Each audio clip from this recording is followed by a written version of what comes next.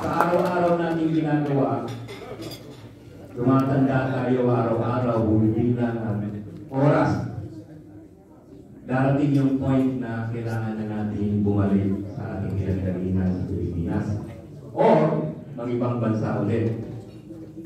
Gaano tayo ka-ready? Siyempre, iisipin mo, anong gagawin mo pagbalik mo? May edad ka na, o kaya marami ka lang siguro ibon, kaya ka lang bumalik.